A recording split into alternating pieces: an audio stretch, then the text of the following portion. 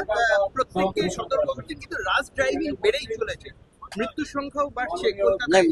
মৃত্যু সংখ্যা আমরা যে স্ট্যাটিস্টিক্স দেখিয়েছি একটাই, মানে 2023 থেকে 24 বেড়েছে, বিকজ আমাদের ভাঙ্গা ডিভিশন অ্যাড হয়েছে, ওখানে বাসন্তী হাইওয়ে আছে, ওর জন্য যে স্ট্যাটিস্টিক্স আছে সেটা অ্যাড হয়েছে, তার জন্য বেড়েছে। But otherwise if you see অনেকটাই কমেছে। অ্যান্ড এই বছরের ফিগার আমি বলছি লাস্ট ইয়ার তুলনায় up to April, last year up to April 66 death ছিল, এই বছর এপ্রিলে আপনারা স্ট্যাটিস্টিক্স দেখলেন 55 ডেথ আছে। তো লাস্ট ইয়ার থেকে তুলনায় এইবারে 11টা কম আছে। অ্যান্ড আমরা আশা করছি যেভাবে আমাদের ট্রাফিক উইং কাজ করছে এটা আরও কমানো হবে। অ্যান্ড প্রত্যেকটা জিনিস আমরা ভালো করে দেখছি যাতে কিভাবে কমানো যায় এটা। অ্যান্ড তার মধ্যে ড্রাইভার, টু হুইলার যেখানে আছে ইনভলভ, ওখানে ওদের সঙ্গে কথা বলা হয়, ড্রাইভার বাস ওনার অ্যাসোসিয়েশন ওদের সঙ্গে কথা বলা হয়, ড্রাইভার অ্যাসোসিয়েশন ওদের সঙ্গে কথা বলা হয়।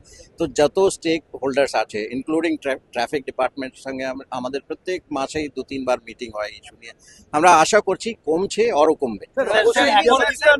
র্যাশ ড্রাইভিং এ মানে প্রজিকিউশন প্রচুর বেড়েছে। আমরা গতকালই আমি ডিসি ট্রাফিক আর ওদের সঙ্গে আমাদের যে মান্থলি মিটিং হয়, গতকাল আমি অ্যানালিসিস করে দেখছিলাম rash driving, drunken driving, without helmet driving, এটা প্রজিকিউশন সাইডে অনেকটা বেড়েছে। অবশ্যই Thank you. সেনসিটিভ ইস্যু আপনার পক্ষে বলা কঠিন, তাও কলকাতা পুলিশ সতর্ক বলাই একবার नहीं, yes, we are prepared. नहीं, और इस इशू पर और बोलना चाहिए। সাধারণ মানুষ এখন প্রেস মিডিয়া থেকে আরম্ভ করে ড্রাইভার, ওনার এবং